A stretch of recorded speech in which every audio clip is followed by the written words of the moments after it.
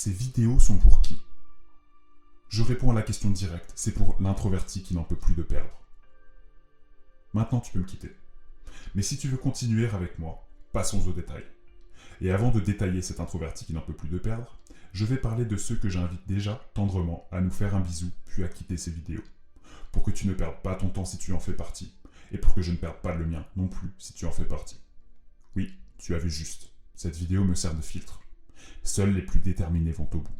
Et c'est comme ça que la nature a toujours évolué, en gardant le meilleur. Donc, ces vidéos qu'offre ce compte, c'est pas pour qui? C'est pas pour le procrastinateur qui se dit qu'il travaillera quand il fera beau et qu'il ira au sport demain.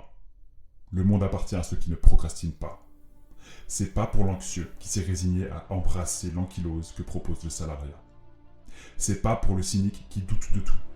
Pour le cynique qui accuse les éléments extérieurs, un virus, un gouvernement, une université, des parents, McDonald's, bref, tout et n'importe quoi. C'est pas pour l'extraverti qui ne cherche qu'à consommer ses relations, les jeter, puis swiper vers de nouvelles.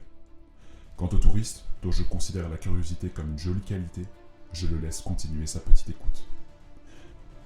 Ok, maintenant, place à ceux que j'encourage à prendre la bonne décision, c'est-à-dire une décision éduquée. Ces vidéos, c'est précisément pour qui? C'est pour l'introverti qui dévore l'idée de se mettre en orbite en passant par Internet. Je vais le redire. C'est pour l'introverti qui dévore l'idée de se mettre en orbite en passant par Internet. Ce gars qui a des idées pour construire sa fusée, mais qui s'est perdu en chemin, qui s'est fait trahir par son ingénieur en propulsion. Ce travailleur honnête qui paye de son effort, mais qui n'est pas encore payé en retour. C'est-à-dire que ces vidéos, c'est typiquement pour le salarié introverti qui se fait malmener chaque jour, mais qui a la détermination que ses collègues n'ont pas. Il va bâtir son business en ligne, sur son temps libre, point barre. Pour info, c'est aussi pour le créateur de contenu, le copywriter introverti qui, avant de m'écouter, espérait naïvement convertir avec les mêmes tactiques littéraires qu'il a utilisées au bac de français.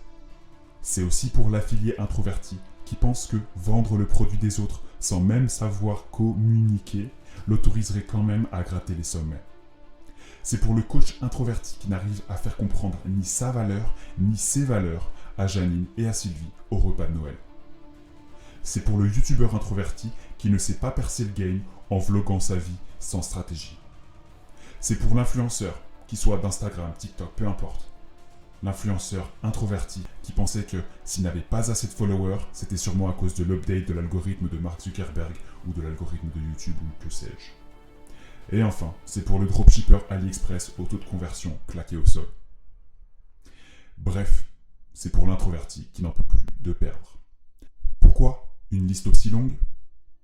Parce que au fond, le problème de l'argent reste toujours le même. Pour en faire de l'argent, tu dois savoir persuader l'humain. Je te rappelle que les chiens ne surfent pas encore sur les nets et ne tombent pas encore sur des pages de vente. Donc, tu n'as ni à savoir murmurer à l'oreille des chiens, ni à celle des chevaux, mais bien à l'oreille de l'humain. Et quand tu es introverti, c'est justement ça qui paraît insurmontable. D'où ma première règle du marketing. Comprendre cette science du cerveau humain. Comprendre la dualité entre le cortex préfrontal et le système limbique.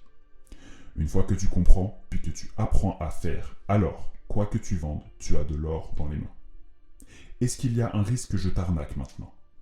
Pour le savoir, regarde ma vidéo 4.